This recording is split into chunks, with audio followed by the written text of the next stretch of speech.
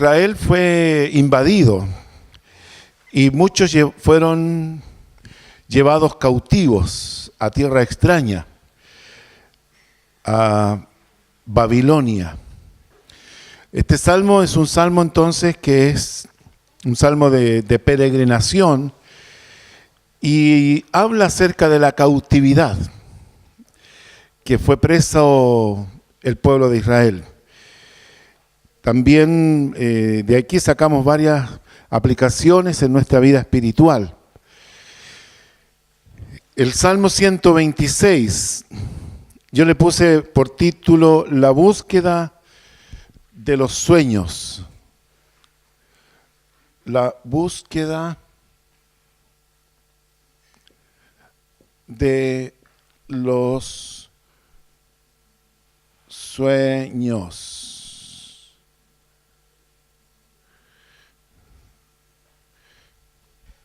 La búsqueda de los sueños. Todos los seres humanos tenemos anhelos, ¿cierto? Esa es una realidad, parte de nuestra naturaleza. Tenemos anhelos, deseos escondidos, sublimes, sueños, ideales, donde nosotros en nuestra mente construimos un futuro ideal, ¿cierto? Entonces, estos sueños nos hablan de un supremo bienestar,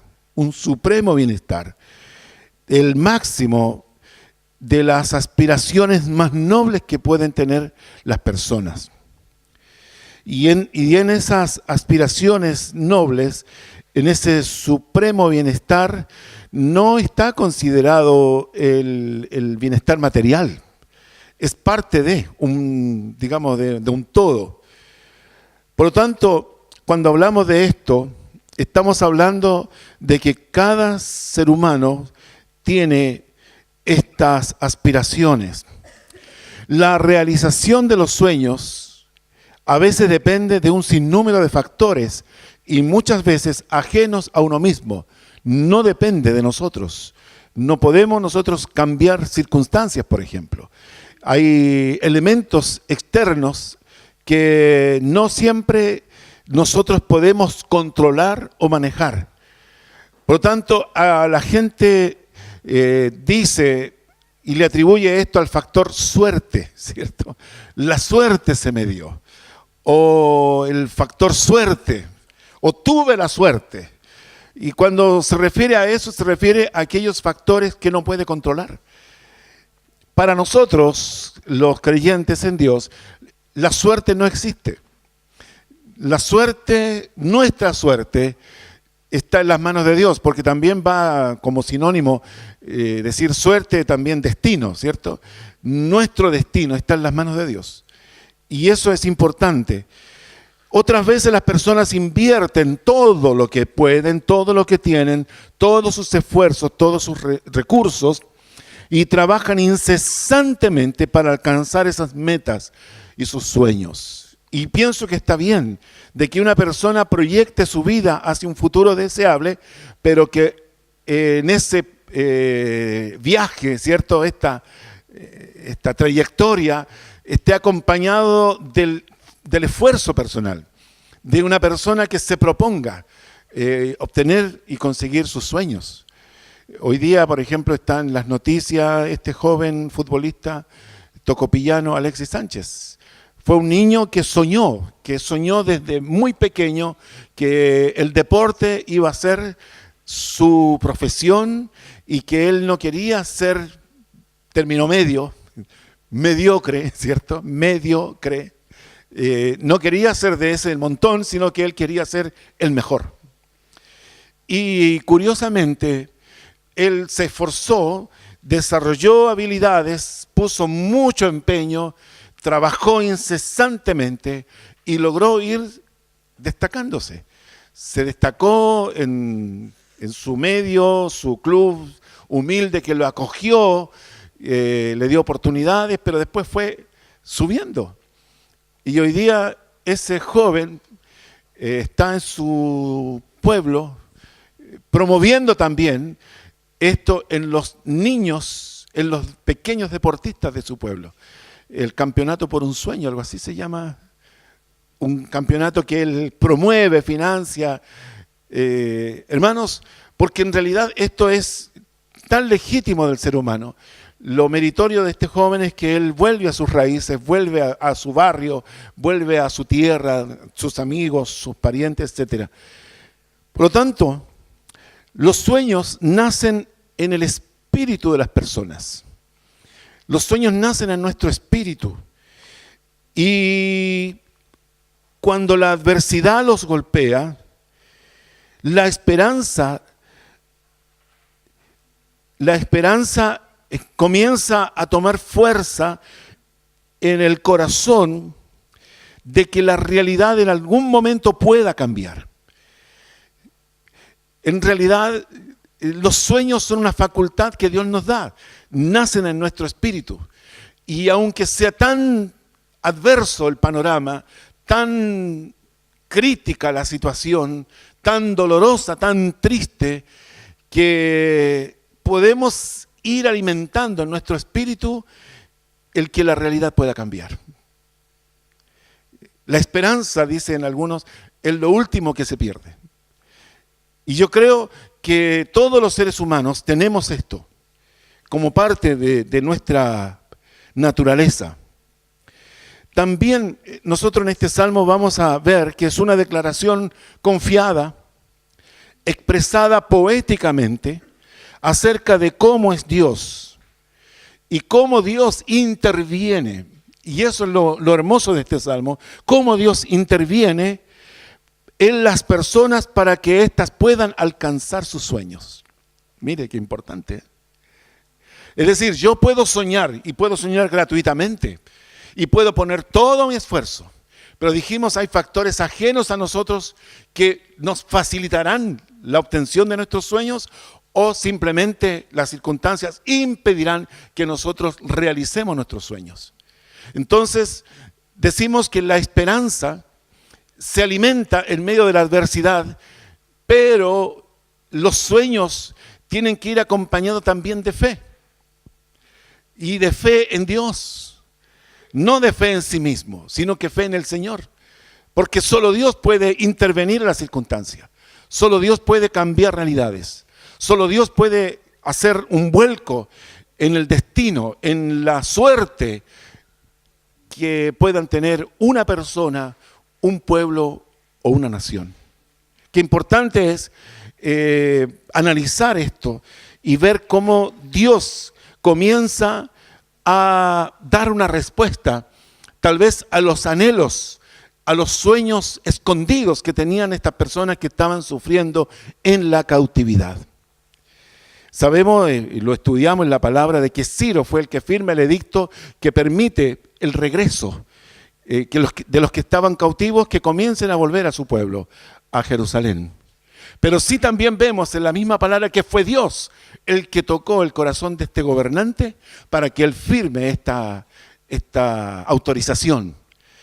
Entonces, es Dios mismo el que está muchas veces por sobre los gobernantes que podamos tener o la situación política. Este salmo nos muestra que Dios es quien cambia la vida para bien. Siempre Dios cambia la vida para bien de quien le conoce. Qué importante es esto. Este salmo tiene un canto de esperanza que debe ser el mismo canto de los que esperan que sus sueños se hagan realidad. Hermanos, yo quiero decirle en el nombre del Señor que si usted se toma de Dios con toda su fuerza, sus sueños no tienen límites. Permítase soñar, porque usted está tomado del que todo lo puede, del Dios de lo imposible. Hermanos, es como que si Dios me diera esa facultad de soñar y como que Él me autoriza a soñar. No importa el panorama presente, como leía el devocional, aunque la higuera no florezca, aunque no haya vacas en los corrales, aunque falte el producto del olivo, dice, yo con todo confiaré en que Dios sí puede cambiar realidades. Hermano, eso es lo importante de esto, que cuando nosotros estamos en las manos de Dios, Dios no solamente nos autoriza, sino que también nos empuja a que soñemos. Y si estudiamos más el tema de los sueños en la palabra de Dios, nos vamos a dar cuenta de que los soñadores son los que más de cerca pueden conocer el propósito de Dios para sus vidas. Los que sueñan son los que más se acercan a la voluntad de Dios, o al propósito o al plan de Dios que tiene para sus vidas. Hermanos, esto es importante. Los sueños van acompañados de fe. Los sueños no están apoyados en la realidad de la contabilidad o en la realidad de ver cuánto es lo que tengo yo como recursos. Hermanos, los recursos no son un problema para Dios. Los recursos no son un problema para los que sueñan. Dios es el Dios de los recursos. Por lo tanto, Dios espera que nosotros en nuestro peregrinar terrenal lo hagamos soñando. Lo hagamos creyendo que Dios puede alterar, intervenir milagrosamente, poderosamente, soberanamente en la consecución de nuestros sueños. Dios lo puede hacer. Me gusta esto. Hermanos, porque cuando usted conoce a Dios, su vida no tiene topes, no tiene límites. No puede tenerlos porque Dios no tiene límites y Dios no le impone límites. Dios le permite a usted echar su mente a volar, correr su imaginación. A veces los sueños, digo yo, no sueño para mí, pero sueño para mis hijos o para mis nietos. Y usted no sabe el valor que tiene eso. Los sueños de David no tuvieron pleno cumplimiento en David, pero se cumplieron en Salomón. Y esa es una realidad. Los sueños de José tuvieron pleno cumplimiento en José, aunque José lo pasó tan mal durante muchos años. Él conoció la cárcel, él conoció el acoso sexual, él conoció las falsas acusaciones, él conoció el desprecio de sus hermanos, él conoció el odio que sus hermanos le tenían. Pero sin embargo, eso no le impidió a José soñar. Y al final, usted conoce la historia. El sueño de José, los sueños de José tuvieron pleno cumplimiento porque José se mantuvo creyendo y esperando en el Dios que usted y yo conocemos. Qué importante es. Este salmo comienza primero la realización del sueño.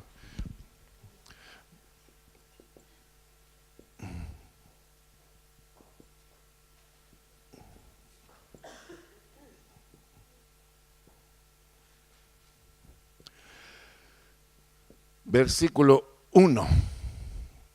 La realización del sueño.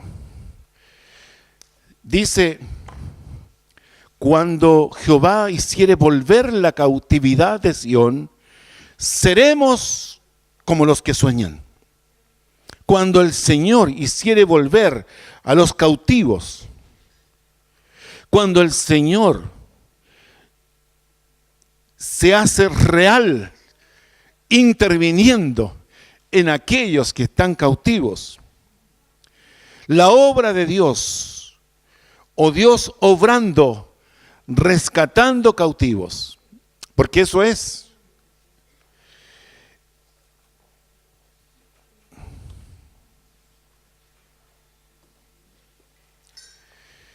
La obra de Dios, Dios obrando. Esto toma la experiencia de la historia de Israel cautivo por Babilonia. También esto podemos aplicarlo a la cautividad nuestra, la cautividad espiritual, donde personas cautivas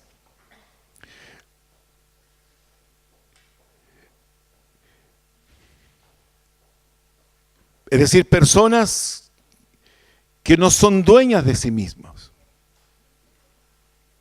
Personas que no pueden salir de una situación difícil. Condiciones de esclavitud extrema. Víctimas, por ejemplo, de vicios. Víctima opresa por el odio o el rencor. o atrapados en una ideología mundana, o víctimas de la presión social, o personas que soportan abusos y humillaciones, personas atrapadas en oscuras celdas de temor, víctimas de ataduras espirituales, víctimas de cadenas que le han dado una vida miserable, víctimas que reconocen su condición, pero que en sus propias fuerzas no pueden salir. Cautivos. Él vino a dar libertad a los cautivos. El Señor reconoce en Lucas capítulo 4, habla acerca de que Él vino a dar libertad a los cautivos, a poner en libertad a los oprimidos. Hermanos, de alguna manera cada uno de nosotros estábamos en una situación de cautividad. Cada uno estábamos en una celda oscura donde no podíamos ver la luz, una salida, una esperanza. Cada uno de nosotros tenía una condición que nos impedía recibir a Cristo, conocer a Dios. Tal vez teníamos de alguna manera algo de religión en nuestra vida, pero sabemos ahora que eso era totalmente insuficiente. Ninguno de nosotros había experimentado la maravillosa gracia de Dios. Cuando Dios nos alcanza, Dios no solamente se nos revela, no solamente su gracia nos toca y nos transforma, sino que hay una operación divina gloriosa en nuestro rescate, en nuestra redención, en cómo Dios nos liberta. Conoceréis la verdad y la verdad os hará libres. Conocer a Jesucristo, conocer la verdad, nos permite a nosotros experimentar esta liberación de nuestra propia vida. Hermanos, y cuando lo tenemos, nos damos cuenta del cambio. ¿Cómo cambia nuestra vida? ¿Cómo mejora nuestra vida? Tal vez en lo económico sigue siendo igual o a veces peor, pero sin embargo, interiormente sentimos que Dios hizo una obra poderosísima en rescatarnos de donde estábamos. Cada uno tiene su propia historia. Hermanos, podríamos tal vez un día contar cada uno su testimonio. Y yo creo que nos asombraríamos de lo que Dios hizo para liberarnos de esa cautividad. Cual más, cual menos, algunos cosas demasiado tristes, trágicas. Otros, entre comillas, tal vez llevaban una vida más o menos buena o respetable, pero interiormente, ¿qué es lo que había? Y de eso se trata este salmo cuando nos habla acerca de esta cautividad. Víctimas de cadenas, de yugos, de cepos que nos impedían movernos, viviendo en las oscuridades más profundas. Hermanos, hay gente que vive en situaciones de tinieblas, problemas morales, por ejemplo, situaciones que no pueden resolver. Y aquí el salmista dice, seremos como los que sueñan. Seremos como los que sueñan. Los sueños nunca deben morir. La acción de Dios pone en los que han sido liberados una reacción de asombro. Me parece estar soñando. ¿Ha dicho alguna vez eso? Por fin estoy en una situación que yo soñé mucho tiempo. Por fin estoy llevando una vida que me parece un sueño. Seremos como los que sueñan. Esta expresión habla del efecto del poder de Dios, es decir, impactado. Dios hizo una intervención radical, tal vez brusca, violenta, rápida. Los milagros de Dios son así.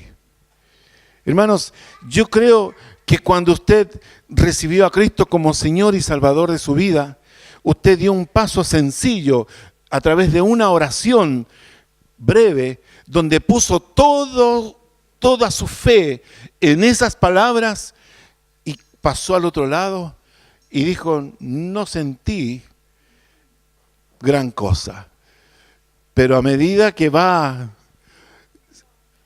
pasando el tiempo, va experimentando algunos cambios tan profundos. Por ejemplo, ya no odio. Oh, ya no odio.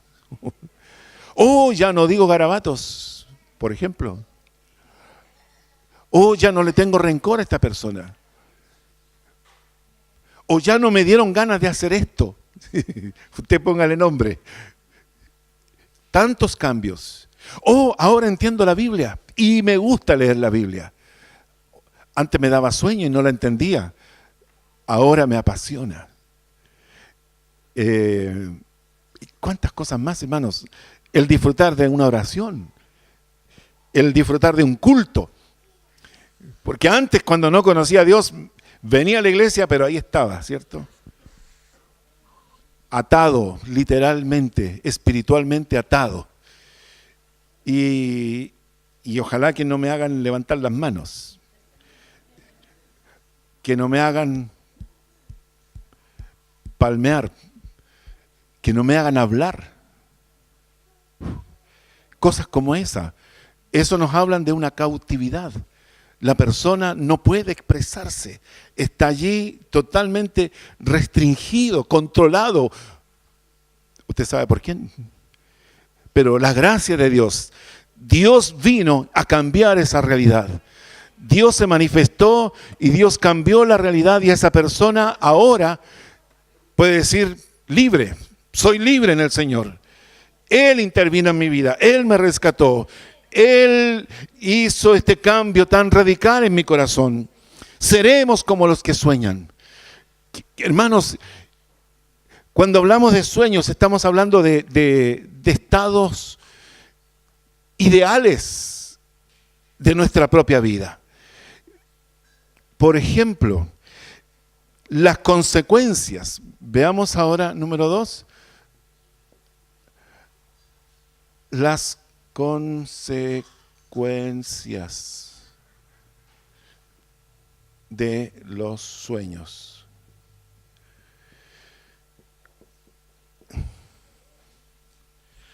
¿Cuáles son las consecuencias que acompañan a esta experiencia?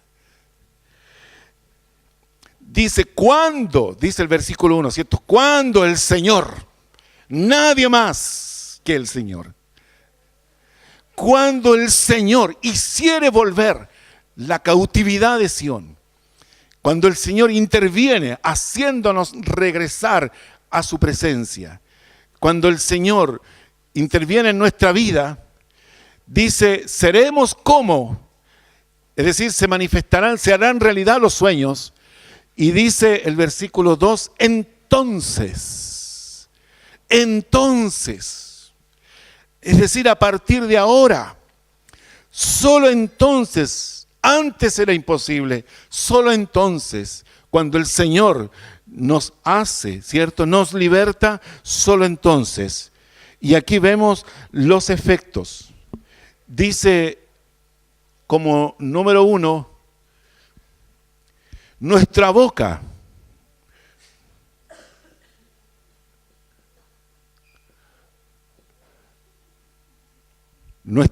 se llenará de risa.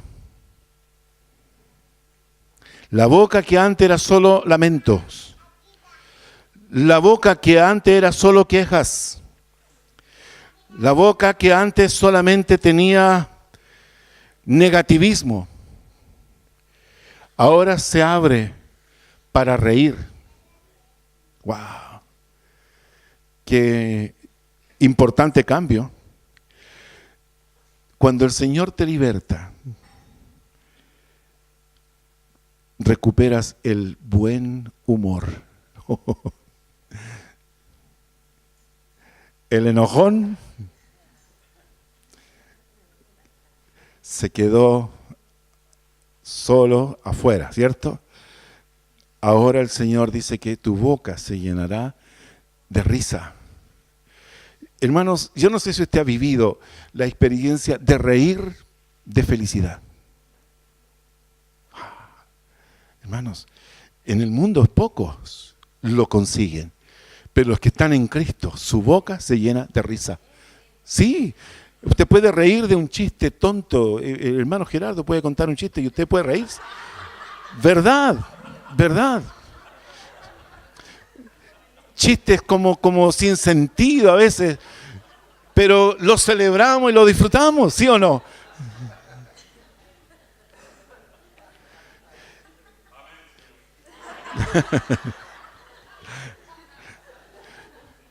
Mire, aunque fue una broma, pero dígame ¿cuánto le costó reírse? ¿Por qué? Porque el Señor nos dio esa capacidad de que nuestra boca se llene de risa.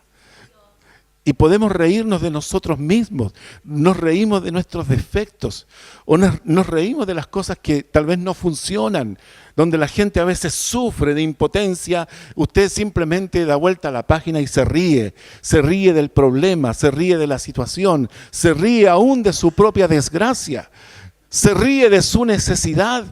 Se ríe a veces de la imaginación que usted tiene que tener para suplir algunas necesidades que tiene, etcétera, ¿cierto? Disculpe, hermano Gerardo, es que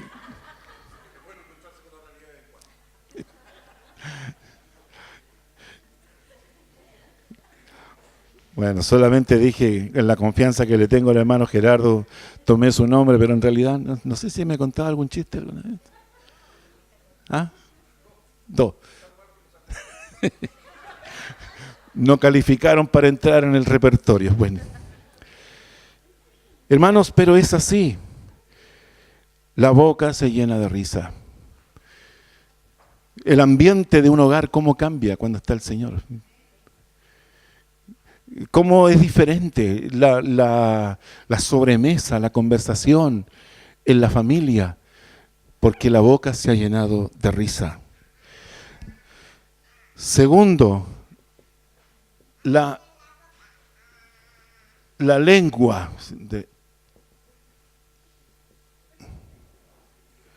a la alabanza, ¿cierto?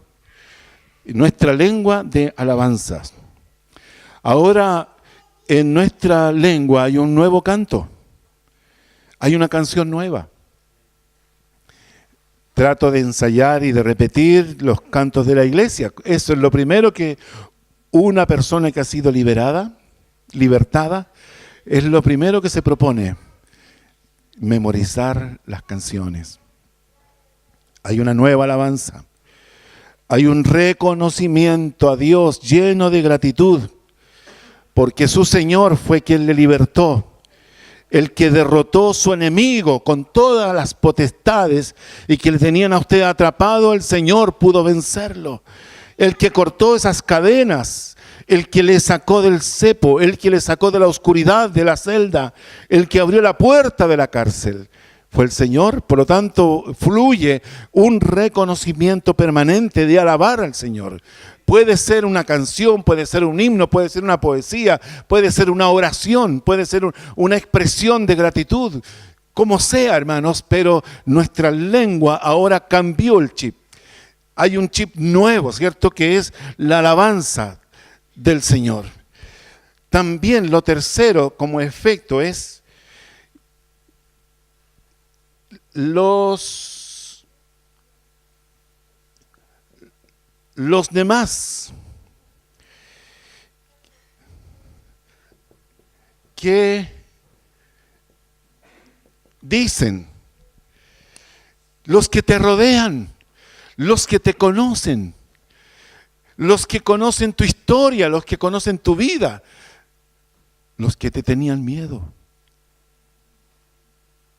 Ahora dicen Entonces dirán las naciones, grandes cosas ha hecho Jehová con estas. Es decir, tu vida provoca un impacto en los que te rodean. Se impresionan por tu cambio. Y es un cambio que ha sido de mal a bien. Qué importante es que tu vida ahora es el comentario positivo de la intervención de Dios en tu vida. Qué importante es cuidar eso y mantenerse en eso, de que los demás conocieron tú antes y tú después. ¿Cómo eras tú antes? ¿Cómo eres ahora? Ese impacto lo observan los demás y llegan a una conclusión. Esto no fue porque le subieron el sueldo, no fue porque volvió con la señora, con la esposa, no fue porque terminó de pagar una deuda, no fue porque está sano, sino que porque Dios hizo algo en él. Hermanos, eso es la intervención de Dios en esa persona. Impresiona, impacta, llena de asombro a los que rodean, los que conocieron tu vida, tu estilo de vivir, los que escucharon tus conversaciones, los que sabían tu modo de hablar. Ahora dicen solamente Dios pudo haber hecho algo en esta persona.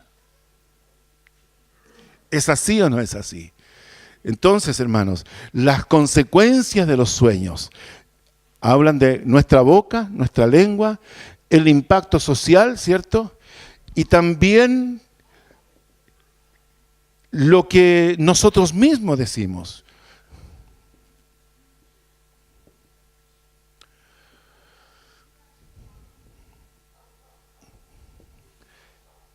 Es decir, aquí hay también un comentario y dice, entonces dirán las naciones, grandes cosas ha hecho Jehová con estos. Grandes cosas ha hecho Jehová con nosotros.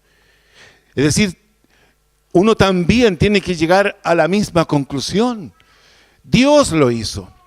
Dios intervino en mi vida. Dios me sacó de esa cárcel. Dios me liberó de las tinieblas. Entonces yo reconozco, yo tengo que decir, afirmar, no fue la casualidad, no fue mi buena intención, mi buen deseo, no fue lo que yo me propuse cambiar en mí, sino que Dios lo hizo. Grandes cosas ha hecho Jehová conmigo. Y lo quinto,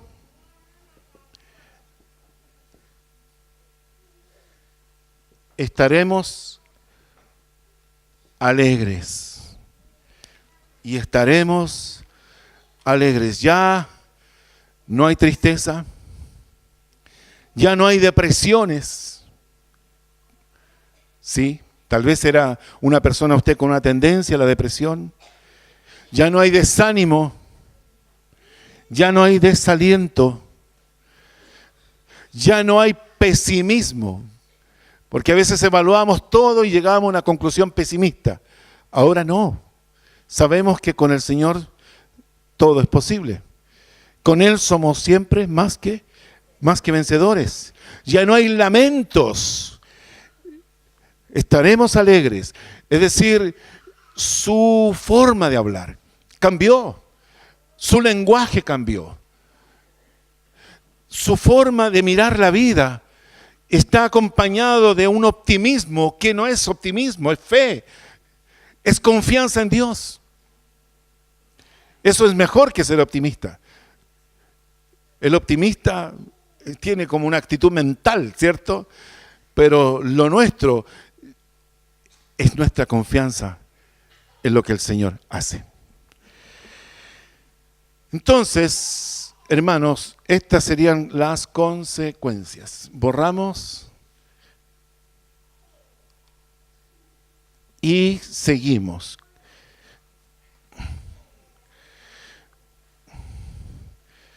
Seguimos. Número 3. el anhelo del sueño completado, las consecuencias de los sueños, que Dios complete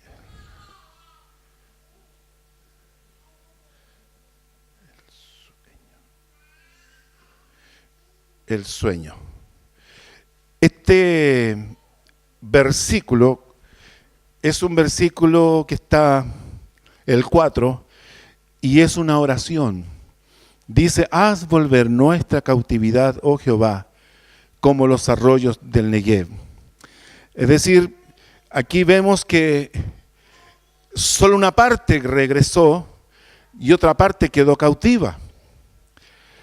Es como cuando en una familia se convierte una parte de la familia y la otra parte no. Es como el anhelo de que el sueño va a estar plenamente realizado cuando toda la familia esté. Cuando todos los que uno ama estén. Haz volver la cautividad. Que dice que rescate los que faltan. Que traiga a los que todavía están cautivos. Hay muchos que todavía no le conocen. Hay muchos que todavía están sufriendo. Y es la oración. Cada jueves, hermanos, siempre hay peticiones que tienen que ver con esto. Conversión de la familia, la conversión de los padres, la conversión del esposo. ¿Y cuántos más? Y eso está reflejado en este versículo. Haz volver nuestra cautividad como los arroyos del Negev. Aquí toma esta figura de los arroyos o torrentes que se agotan o se agotaban rápidamente en los tiempos de verano. Sin embargo, los arroyos del sur, los del Negev, cercanos al desierto, de repente eran alimentados por unos afluentes que venían con las lluvias invernales y maravillosamente gozaban de un buen afluente, buen caudal. Es decir, después de una larga sequía, solo Dios milagrosamente puede renovar los manantiales agotados. Solamente Dios puede volver a traer las aguas a esos arroyos que están secos. ¿Le ha tocado a usted alguna vez pasar por un puente donde no hay nada de agua y sin embargo dice puente, río caudaloso o torrentoso y usted mira y no hay nada? ¿Le ha pasado? Por ejemplo, ¿cierto? Entonces, hermanos, pero aquí la palabra de Dios dice que está bien, están secos, pero de repente aparecían llenos de agua. Inclusive, cerca de ese desierto se encontraron algunos hallazgos arqueológicos de unos sistemas de canalización de esas aguas para regar los cultivos, porque esperaban que esos arroyos del Negev, que de repente por el desierto se veían tan secos, sin embargo, sorprendentemente de repente aparecían llenos de un caudal nuevo. De esa misma manera, hermanos, es Dios quien puede irrigar su Espíritu Santo en nuestra propia vida. Aún en esos que se ven tan secos, donde definitivamente no hay ni siquiera un poquito de humedad, Dios puede volver a fluir el agua de su presencia. Dice, de su interior correrán ríos de agua viva. Hermanos, y cuando toma esta expresión de su interior correrán ríos de agua viva, habla precisamente del efecto glorioso de la presencia de Dios cuando Él toca nuestra vida y viene este fluir de alabanza, como una canción que compuso un hermano hace bastantes años, que hablaba de una fuente. Hay una fuente en mí, es un río de alabanza.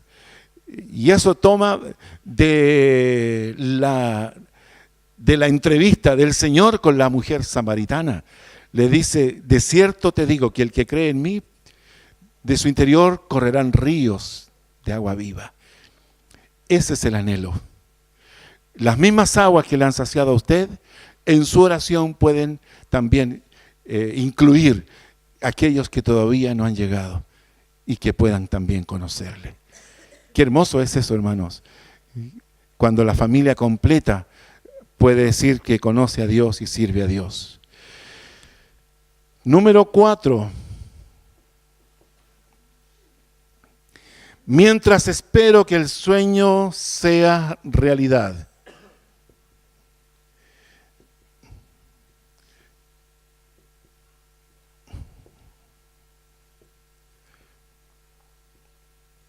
Mientras espero por el sueño, le puse.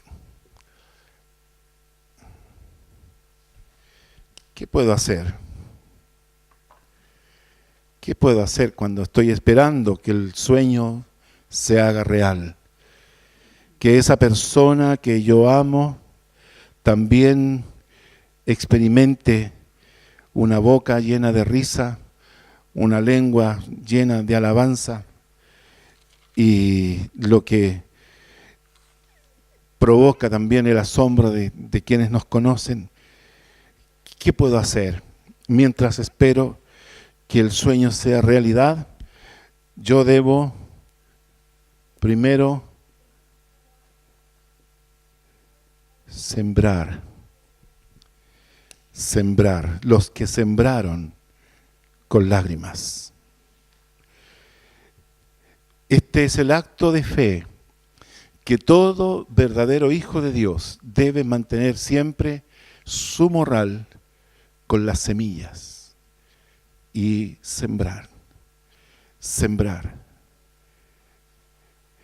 Ese acto de siembra es un acto de fe, porque usted no sabe cómo se germina, cómo usted puede controlar el proceso que la semilla se humedezca, germine, brote y crezca. Esta labor de los agricultores está muy asociado a la gente de fe. Y hay gente que tiene aún más fe, por ejemplo, los que siembran en las faldas de cerro, en las tierras de rulo, que llaman, donde no hay aguas, sino que simplemente dependen del rocío, de la lluvia. Pero sin embargo, Dios espera que mientras tú estás esperando que todos tus sueños sean reales, lo que podemos hacer mientras esperamos, sembrar. Con fe, creyendo que la semilla algún día germinará y producirá. También encontré un pensamiento interesante que habla de esto, de sembrar también con generosidad. Fíjese que el acto de sembrar es desprenderse de esa semilla. Hay muchas familias, muchos niños que se alimentan de esas semillas. Y el agricultor tiene que decir, ¿esto es comida para mis hijos o la siembro? ¿Se da cuenta? La generosidad va acompañado. Muchas semillas son alimentos para una familia y a veces se quita el alimento de los hijos para soltarlo en los surcos mientras se siembra. Pero Dios quiere que nosotros seamos sembradores. El sembrador salió a sembrar, ¿cierto?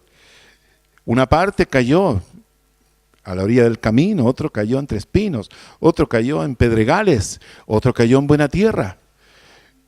Hay una garantía del efecto de esta semilla, 30, 60 o 100 por uno. Lo segundo, cegar.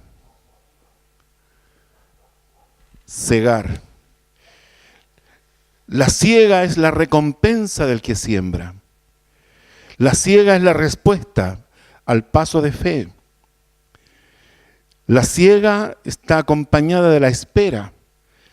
Pero el Señor dice, alzad vuestros ojos y mirad, porque los campos están blancos para la siega. Y cuando hablamos de siega, hablamos de la consecuencia de la siembra. No se puede cosechar si no se ha sembrado. Pero cuando se cosecha, esto implica una acción jubilosa, de celebración, de festejo, donde participa la familia, donde participan los amigos, donde se aprovechan las horas de sol del tiempo de verano, de la siega, donde acompañan muchas personas en este proceso. Porque la siega es la recompensa del que siembra. Si tú quieres segar, debes primero sembrar. Y siembra con sabiduría, siembra con delicadeza, siembra palabra de Dios. Eso es importante. La palabra de Dios es la semilla que tiene vida. Mis palabras no tienen vida. Solo la palabra de Dios es la semilla que tiene vida. Y esa es la que puede germinar y producir en el surco preparado de las personas que Dios pone en tu propio camino. Lo tercero es andar. Irá andando y llorando, dice. Irá andando y llorando. Y en el 5 dice, los que sembraron con lágrimas. Andar es la acción en el proceso de la siembra. Para poder sembrar se debe caminar. Se debe recorrer todos los surcos que se araron. El andar es el trabajo donde no hay atajos ni alternativas. Solo el morrar con la semilla y la fuerza para caminar por todo el campo que se preparó para sembrar. Este andar es un andar que muchas veces puede ser de esfuerzo. Los sembradores saben cuál es el tiempo de sembrar. Ellos conocen las fechas, las estaciones, el equinoccio, la luna. Tiene que ver también con el momento de sembrar. Y ellos saben que cuando hay que sembrar no pueden sentarse, tiene que ir andando. Y a veces llorando. Pero tiene que hacerlo. Porque si no, no podrá regocijarse en la cosecha. Entonces, esto nos habla de un cuarto verbo que es el llorar. Llorar. Habrá lágrimas muchas veces en tu siembra. De impotencia. Habrá lágrimas por incomprensiones. Habrá lágrimas por rechazos. Habrá lágrimas por menosprecio. Habrá lágrimas por burlas. Habrá lágrimas por ofensas. Es la parte emotiva donde el alma se siente. Hermanos, pero dígame si las lágrimas, si el llorar no está siempre conectado con el amor por esa persona, aunque ella no lo entiende, aunque ella se resiste. Sin embargo, el efecto, si no hay lágrimas, significa que no hay un verdadero amor. Es posible llorar. Irá andando y llorando el que lleva la preciosa semilla. Mas volverá a venir. Lo sexto es volver. Mas volverá a venir con regocijo. Regocijo. ¿Qué es regocijo? Es regozo. Es un gozo amplificado, festivo, demostrado, jubiloso. Volverá a venir con regocijo trayendo sus gavillas. Esto quiere decir que la palabra no vuelve vacía. Aunque hubo espera, habrá cosecha. Y habrá celebración, habrá fiesta, habrá alegría, habrá satisfacción por el resultado, porque valió la pena sembrar. Qué gozo es cargar las gavillas que resultan de nuestra dolorosa y llorada siembra. Así es. Solo los que siembran experimentan ese gozo de cargar con sus gavillas, es decir, la gavilla de lo que usted sembró. El apóstol Pablo dice: yo planté, Apolos regó, pero el crecimiento lo da el Señor. Yo solo siembro, hermanos, yo solo siembro en su corazón, a veces con lágrimas, pero Dios, que es tan fiel, me concede el alegrarme en el producto o en la cosecha de esa siembra. Hermoso. Sueñe porque Dios está con usted. Sueño porque para Dios no hay límites. Sueñe porque Dios está interesado en sembrar los sueños de Él en su propia vida. Sueñe, porque cuando esos sueños se hacen reales, su boca se llena de risa, su lengua de alabanza, usted se la asombra a las naciones, muchos dirán: grandes cosas ha hecho Dios. Y estaremos alegres. No importa cuánto haya que llorar. A veces es bueno llorar. Es bueno descansar las emociones que a veces acumulamos, volcarlas en oración al Señor, porque vendrá el tiempo de la cosecha. Y dice: más volverá a venir con regocijo, trayendo sus gavillas. Amén. Muchas gracias, hermano. Oramos. Te damos gracias, Señor, por este salmo que nos hace reflexionar acerca de ese ser como los que sueñan. Y, Señor, siempre el ser como los que sueñan muchas veces está acompañado de dolor, de sufrimiento, de la cautividad, pero sin embargo eres tú el que hace volver nuestra cautividad. Eres tú, Señor, el que hace la liberación. Eres tú, Padre, el que corta las cadenas. Eres tú el que abre las puertas. Eres tú el que nos saca del cepo. Eres tú, Señor, el que nos rescata de la celda, de la oscuridad, para llevarnos al regocijo. Padre, gracias te doy por esta palabra que nos confronta, Señor, en lo que estamos viviendo, en qué punto estamos, Señor, y también aquellos que faltan, nuestros familiares, nuestros amigos, las personas que amamos.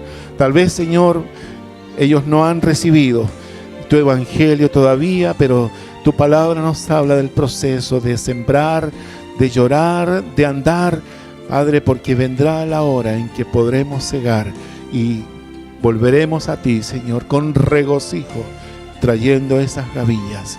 Te doy gracias, Señor, por la palabra que nos has dado en este día. Bendice a tus hijos, Padre, bendíceles en todo lo que están emprendiendo, también en las cosas que están pendientes en su vida, Señor, y abre su mente para comenzar a soñar, porque tú eres un Dios poderoso para hacer realidad todos nuestros sueños. En el nombre de Jesús, gracias, Señor. Gracias, Señor.